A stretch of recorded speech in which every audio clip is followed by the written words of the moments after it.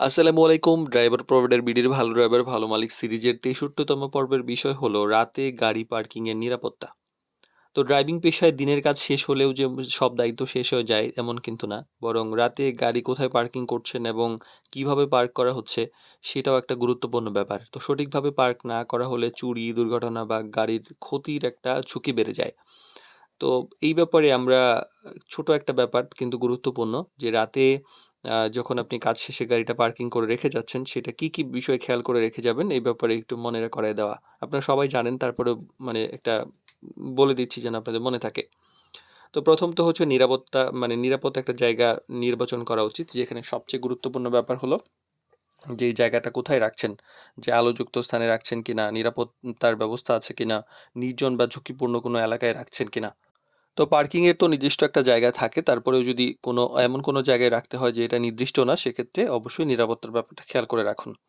এবং রাখার পরে অবশ্যই দরজা লক করেছেন কিনা নিশ্চিত করুন। অবশ্যই সব দরজা ভালো করে লক করবেন, জানলা বন্ধ আছে কিনা দেখবেন এবং মানে সেন্ট্রাল লক কাজ করছে কিনা সেটাও নিশ্চিত হয়ে তারপর যাবেন। আর মূল্যবান জিনিস গাড়িতে রাখাটা উচিত না। যেমন গাড়ির মধ্যে যদি এমন কিছু থাকে টাকা, মোবাইল, গুরুত্বপূর্ণ কাগজ বা এই ধরনের কোনো ব্যাপার থাকলে এটা গাড়ি থেকে সরিয়ে রাখুন, নিরাপদ স্থানে রাখুন। হ্যান্ড ব্রেক এবং গিয়ার ঠিকভাবে কাজ করছে কিনা। তো গাড়ি যাতে নিজে থেকে নড়ে না যায়, সেক্ষেত্রে হ্যান্ড ব্রেকটা টেনে রাখুন। গিয়ার বা এই যে পার্কে ফার্স্ট গিয়ার ঠিকভাবে মানে পার্ক গিয়ার বা এই যে ফার্স্ট গিয়ার যেটা আপনারা রাখেন সেটা ঠিকভাবে দিয়ে রাখুন। আর চারপাশে ঠিকভাবে লক্ষ্য করুন। অনেক সময় হয় কি যে অপরিচিত কোনো জায়গায় আপনি হয়তো পার্ক করেছেন, কোথাও ঘুরতে গিয়েছেন বা কিছু।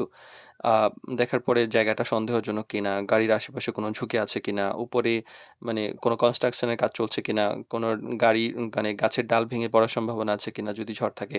তো এই ব্যাপারগুলো একটু খেয়াল রাখতে হবে।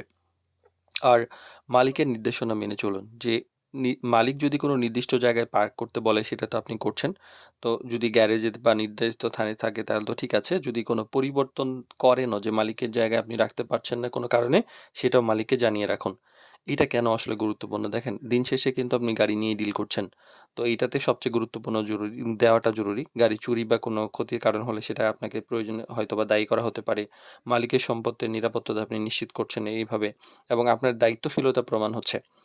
আর রাতে গাড়ি পার্কিং আসলে একটা ছোট বিষয় মনে হলেও এর আসলে গুরুত্ব অনেক বড়। সঠিকভাবে পার্কিং নিশ্চিত করা গেলে একজন সচেতন এবং পেশাদার ড্রাইভারের যে আ মানে ব্যাপারটা সেটা আপনি নিশ্চিত করছেন।